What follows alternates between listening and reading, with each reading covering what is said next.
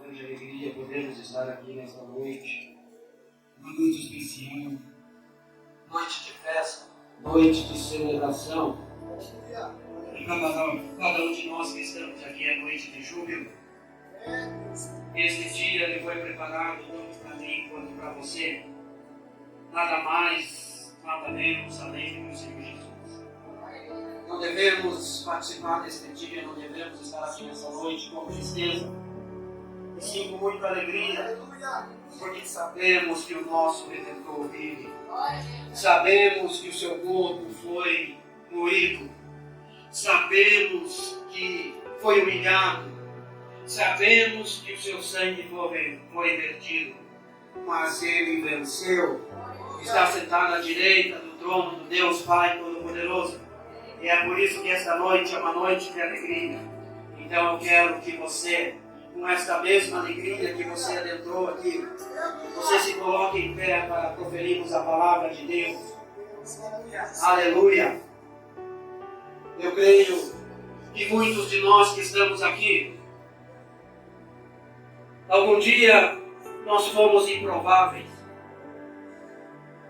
mas também um dia o sangue vertido nos concedeu a possibilidade de sermos vistos aos olhos de Deus.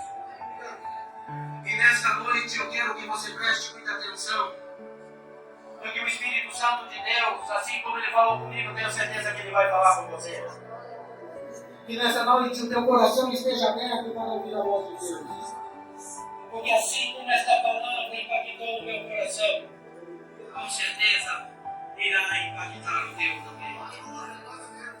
Abra a palavra de Deus no livro de Jó, capítulo de número 1. Aleluia. Livro de Jó, capítulo de número 1, versículo de número 8, que diz assim a palavra do Senhor. E disse o Senhor a Satanás: observaste tu ao meu servo Jó? Porque ninguém há na terra semelhante a ele, homem sincero e reto, e temente a Deus, e desviando-se do mal. Ainda no livro de Jó, agora o capítulo de número 42.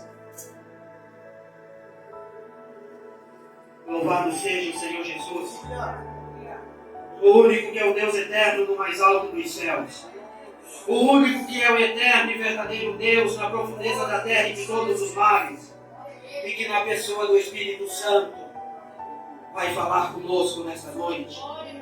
Jó, capítulo de número 42, em versículo 1 e 2. Aleluia. Então respondeu Jó ao Senhor e disse: bem sei eu que tudo podes, e nenhum dos teus pensamentos pode ser impedido. Se sente adorando a Deus.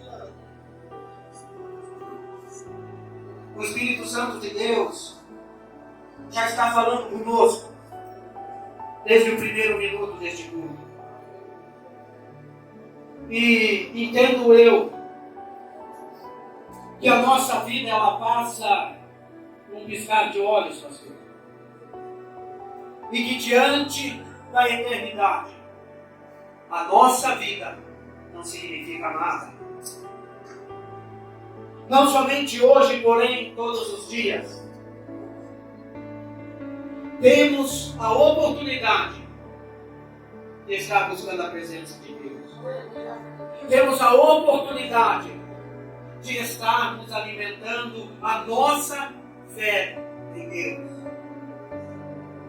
E no domingo passado, quando o servo de Deus nos comunicou que hoje nós teríamos a oportunidade de estar ministrando a palavra de Deus, com certeza ele, com toda delicadeza, ele apontou a palavra de Deus para a minha cabeça e disse: você tem duas opções: pregar a palavra de Deus ou pregar a palavra de Deus.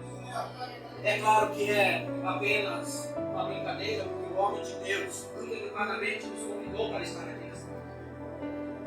Eu tenho certeza que o Espírito Santo colocou no coração dele para que esta noite nós estivéssemos aqui partilhando com vocês aquilo que Deus tem para cada um de nós. Eu quero testemunhar para você que durante esta semana, a partir do domingo passado, durante toda a semana, eu estava falando com Deus para que colocasse no meu coração algo que viesse impactar a igreja. E eu fiquei muito preocupado, porque passou a semana, decorreu a semana e Deus não falou comigo. Deus até na manhã de hoje não tinha me dado uma palavra para que eu pudesse trazer para a igreja. Não somente para a igreja, mas para que também eu pudesse me fortalecer. E nesta manhã eu falei a Deus: Senhor, desta maneira eu vou ser obrigado a devolver o cajado ao pastor para que ele ministre a palavra de Deus. Será que as minhas condições como ser humano têm sido tão ruins para que o Senhor não tenha algo para colocar em meu coração para que eu possa transmitir à igreja? Foi ali que eu entendi que Deus falou. O que eu tenho para te usar nesta noite não é para impactar a igreja, mas é para impactar a você mesmo. E quando nós lemos esta palavra, 2 textos, 2 versículos, no livro de Jó, que é um livro muito fascinante. Não se sabe quem escreveu o livro de Jó, não existe um autor determinado para este livro. Mas o que a Bíblia diz é que ele foi escrito durante o tempo dos patriarcas, assim como Abraão, assim como Moisés. Jó também foi um grande patriarca. O livro de Jó, ele é fascinante por causa de uma história envolvente. A história de um dos homens mais santos que viveram na face da terra. Um homem, segundo nós lemos, era temente. Um homem, segundo nós lemos, era reto na presença de Deus. Mas que passou por uma situação difícil, que passou por uma crise tão violenta, que quem sabe nenhum de nós suportaria o que Jó passou. E eu não tenho o costume, os irmãos que me conhecem sabem, eu nunca intitulei uma mensagem. Mas nesta manhã, quando eu conversava com Deus, Deus colocou no meu coração para que eu intitulasse essa mensagem. E o título que o Espírito Santo de Deus colocou no meu coração é: a dor pode ser grande, mas o propósito também. E quando há um propósito de Deus na nossa vida, nada impede que este propósito aconteça. Mas o que Deus colocou no meu coração é muito grande, é muito extenso. E eu me obriguei a escrever, para que eu não me esquecesse de nada. O que Deus falou comigo, isso com certeza quer falar com você. E o livro de Jó, ele trata-se de um livro espetacular, que muito acrescenta a fé dos cristãos, que muito acrescenta a fé dos filhos de Deus. Ele nos ensina a não querer resposta de tudo o que Deus faz em nossa vida. Porque muitas vezes nós queremos resposta que não cabe a nós entender ou aceitar, ou entender ou questionar a Deus. Mas cabe a nós aceitarmos, assim como Jó aceitou. O que nós temos que tirar desta palavra não é querer saber de Deus o porquê de muitas coisas, mas sim nutrir a certeza de que o final será bom. E quem espera de Deus recebe o melhor. Quem espera de Deus alcança a vitória. Quem espera de Deus é abençoado. O livro de Jó, ele não tem de maneira nenhuma por finalidade explicar as razões ou as causas do sofrimento humano. Ainda que esteja abordando esse assunto, o livro de Jó, antes, porém, é tudo, na sua totalidade, a proclamação da grandeza, do poder e do amor de Deus para conosco. Este escrito importantíssimo, amada igreja, é para ensinar a cada um de nós, os cristãos ou crentes, como melhor vocês entenderem, que o sofrimento, a dor humana, as angústias e as tristezas também são governadas pela perfeita sabedoria divina por Deus que está nos céus. Mais do que uma narrativa, este livro nos oferece um profundo ensinamento do relacionamento entre o homem e Deus.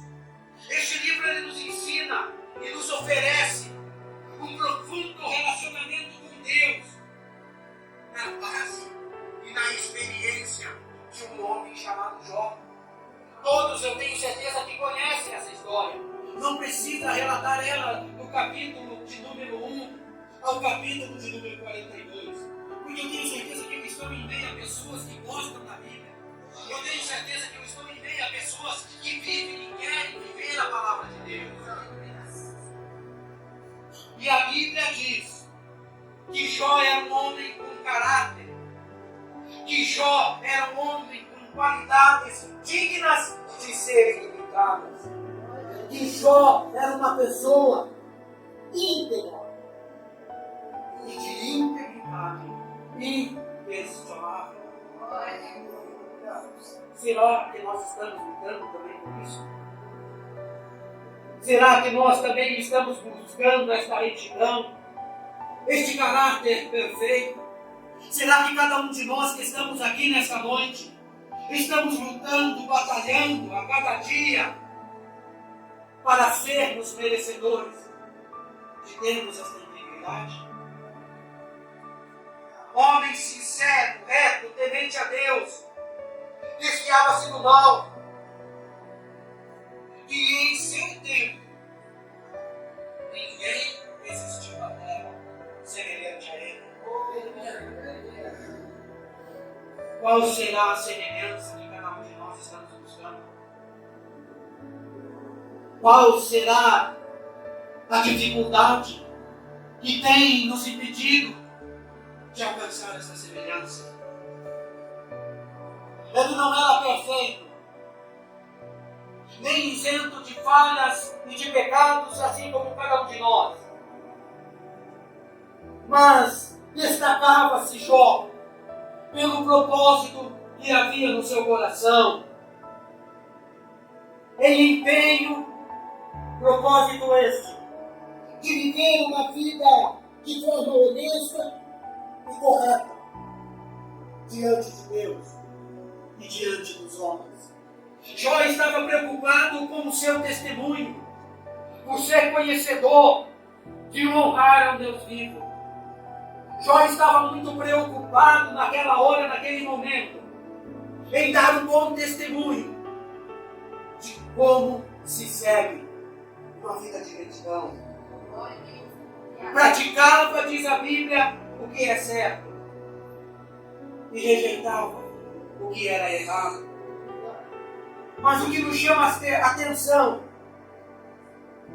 o que nós lemos em muitos versículos aqui, é que o fato de que foi o próprio Deus que definiu a Jó. Não foi nenhum homem terreno, Não foi alguém que convivia com Jó. Não foi alguém que estava ao lado de Jó. Não foram os amigos de Jó. Mas o próprio Deus definiu Jó como homem reto, como homem sincero, de caráter e íntegro. E diz a palavra do Senhor, diz o texto, que era Jó próspero em muitos aspectos. Que a sua vida transcorria num contexto imensamente seguro. O que fazia de Jó, o que fazia dele o maior de todos os homens do Oriente. Jó foi abençoado com 10 filhos, dos quais 7 eram homens e 3 eram mulheres. Jó tinha amigos.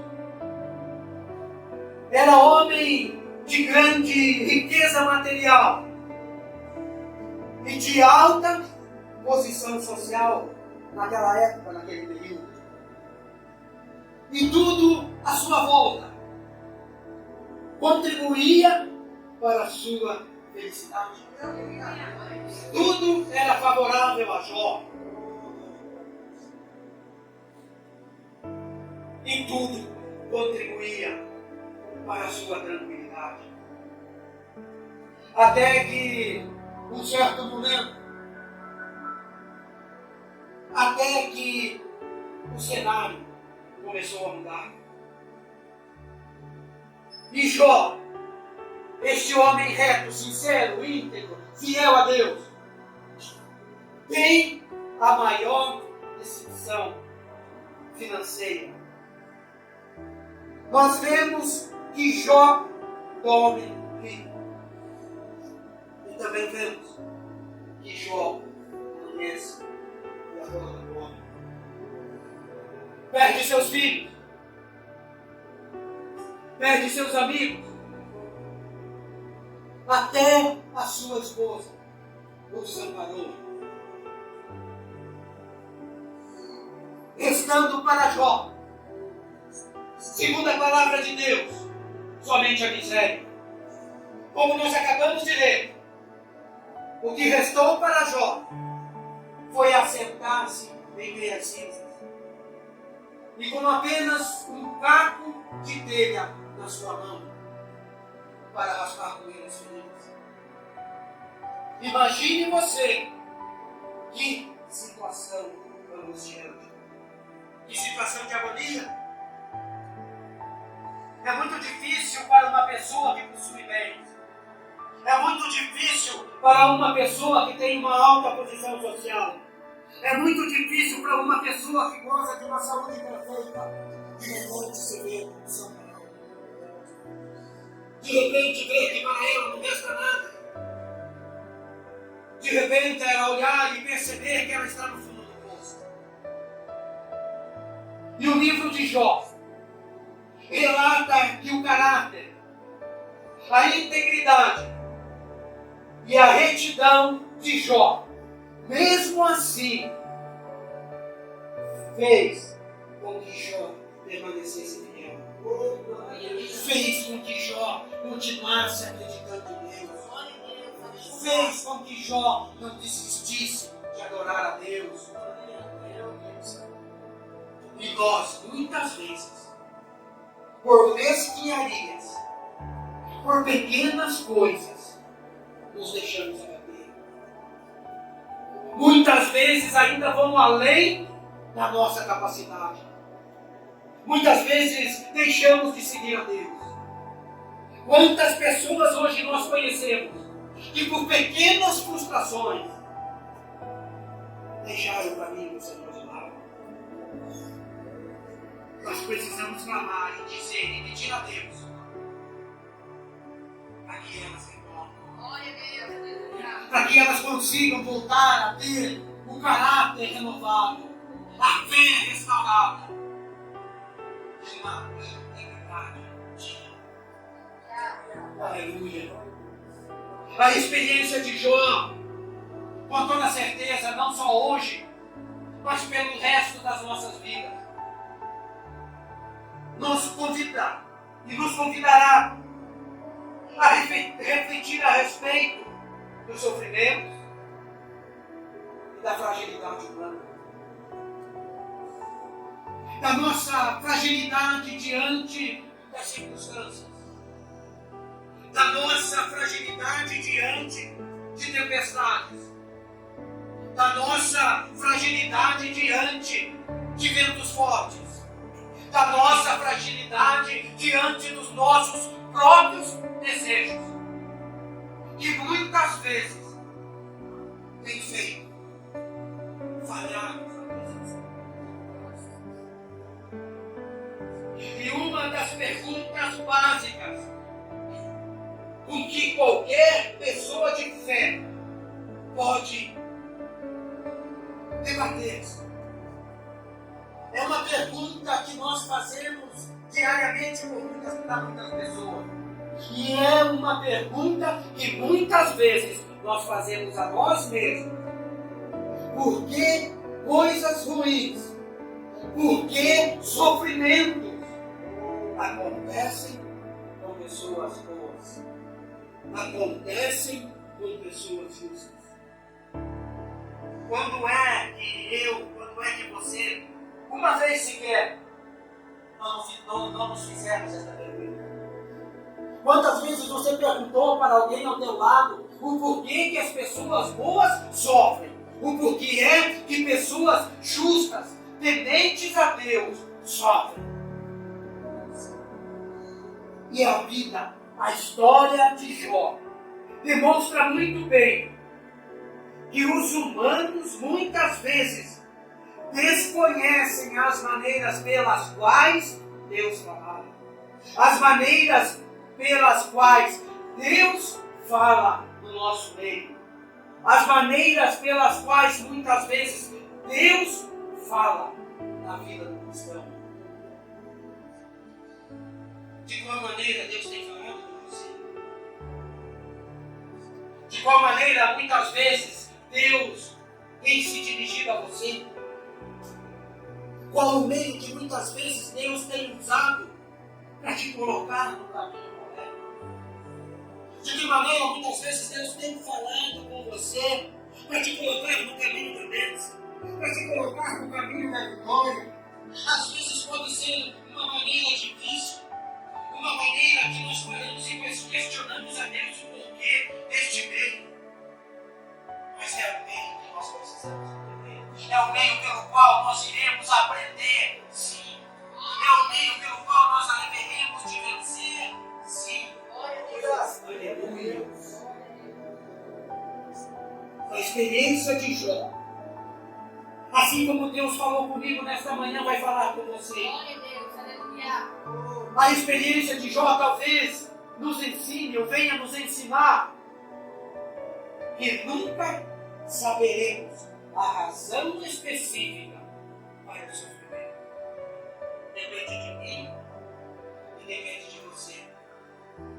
Como entender o que significa o verdadeiro significado do sofrimento na nossa vida?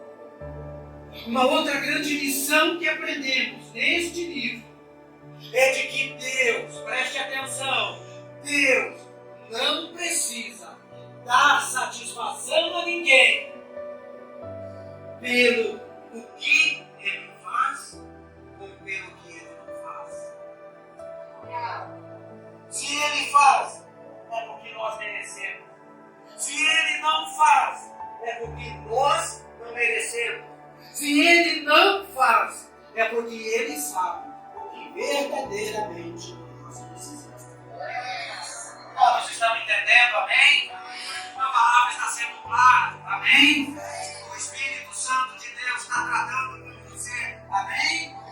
E se Ele está tratando, é porque Jesus é e o diabo em nós. Glória a Deus. Nenhum tratamento, nenhuma palavra melhor que essa para tratar conosco. Aleluia. Porque a nossa responsabilidade para com Deus é obedecermos, confiar nele, submetermos à sua vontade, quer entendamos nós ou não. E quando fizermos isso, buscando Deus com sinceridade, buscando Deus, sendo fiel e leal a Ele, encontramos em Deus, em Ele, a nossa aprovação. Todos os dias nós passamos por oração. Todos os dias nós passamos por lutas. Todos os dias nós enfrentamos batalhas. Todos os dias nós precisamos matar um leão. Ninguém sabe mais. Mas a nossa fidelidade a Deus, nós não encontraremos nesse momento. Jó foi um homem que conheceu a crise no seu íntimo. Jó foi um homem que conheceu nessa intimidade com Deus a crise na parte financeira. Jó foi um homem que neste momento de dor, de agonia, de angústia, ele conheceu a sua crise na parte familiar. E a sua crise envolveu a todos que estavam ao redor de Jó. A sua crise envolveu todos que estavam ao seu lado, dos empregados a seus bens, da sua família aos seus amigos. E ainda assim, permaneceu enraizado na fé, crendo em Deus, com grande alegria.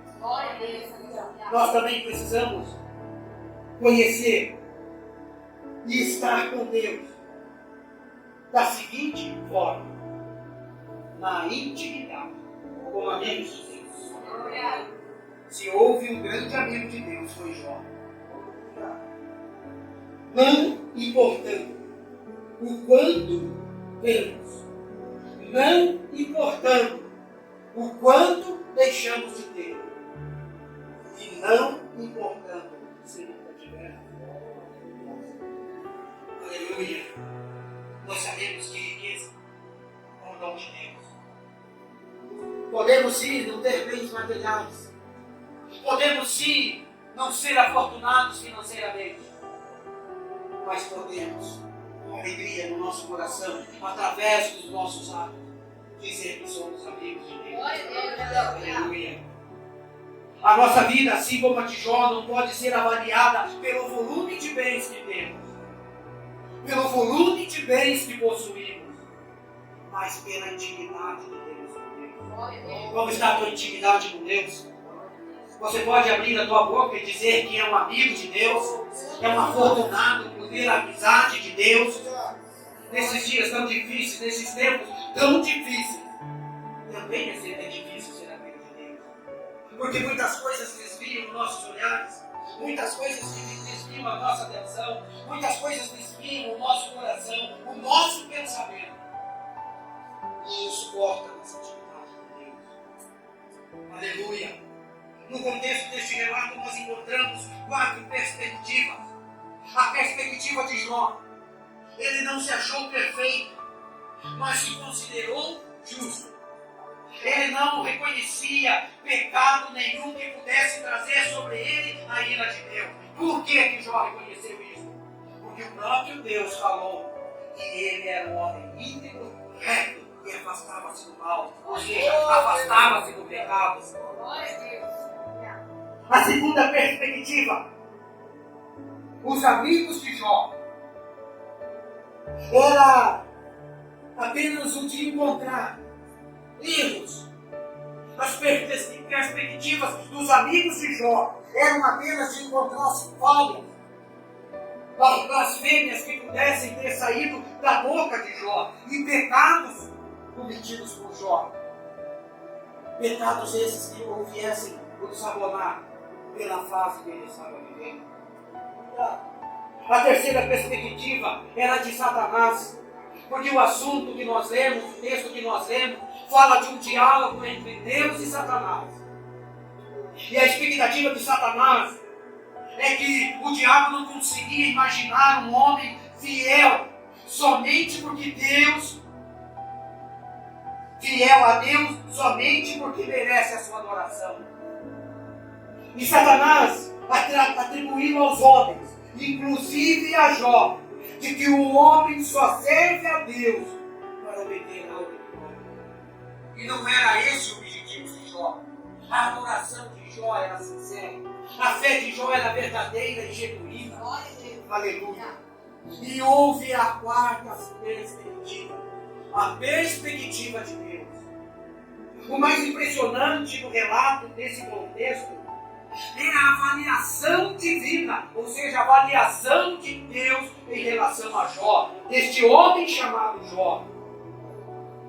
E esta avaliação se encontra, aleluia, no livro de Jó, no capítulo 2, no versículo 3, que diz assim: e disse o Senhor a Satanás: observaste o meu servo Jó, porque ninguém há semelhante na terra, homem sincero e reto, temente a Deus, desviando-se do mal, que ainda retém a sua sinceridade, havendo tu, diz ele a Satanás, me incitado contra ele, para outro subir sem causa. Nada desabonava Jó. E isto foi o próprio Deus que proferiu esta perspectiva. Deveremos nós de um dia alcançar esta perspectiva da parte de Deus para conosco. É muito difícil de conquistá-la, mas um dia pela força de Deus, um dia pelo poder de Jesus Cristo de Nazaré, um dia pela orientação do Espírito Santo de Deus, nós vamos alcançá-la. Aleluia. Aleluia. Porque essa avaliação que foi feita neste versículo, de que mesmo em meio a grandes tribulações, Jó continuaria reto, íntegro e fiel a Deus. Aleluia. A história de Jó também mostra para cada um de nós uma verdadeira fé.